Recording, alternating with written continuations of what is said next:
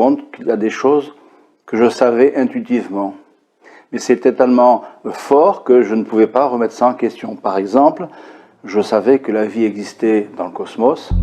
Je savais qu'il y avait des planètes habitées par de la vie humaine évoluée. Et je savais aussi qu'il y avait un regroupement d'êtres plus évolués que d'autres et qui aidaient les planètes en difficulté d'évolution, allant de planète en planète, apportant leur aide.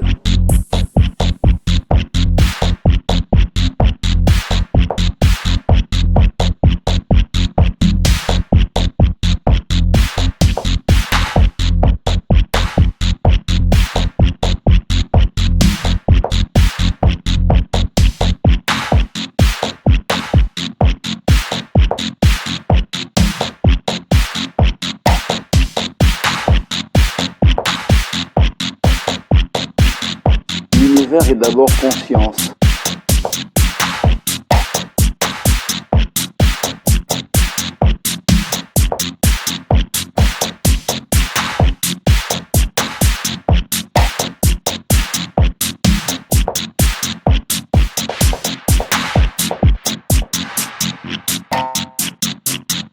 Dans des univers à une dizaine de dimensions.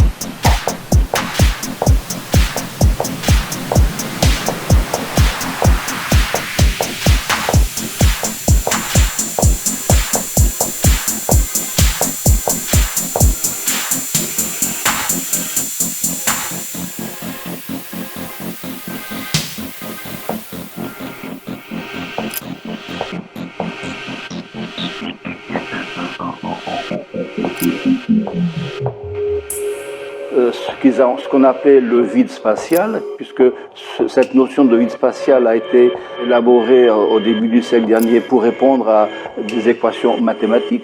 Mais les mathématiques et les équations et la science, c'est bien pour le monde matériel. Mais dès qu'on va au-delà, ces notions ne peuvent plus convenir. Donc maintenant, il y a de plus en plus de personnes, de chercheurs qui remettent en question cette notion de vide. Dans l'espace, le vide intersidéral n'existe pas entre les matières, mais ce sont des énergies. On en revient. D'ailleurs, si on reconsidère l'univers comme d'abord étant énergie avant d'être matière, la matière étant une concentration d'énergie, on peut expliquer d'une manière plus claire, sans ambiguïté, des notions fondamentales, comme le Big Bang, comme la notion de la gravitation, etc. La science est en train de se battre, il y a les pros et les anti, mais on avance tout doucement vers des conceptions. D'ailleurs, quand on regarde la théorie des cordes, on s'aperçoit qu'on est déjà dans des univers à une dizaine de dimensions.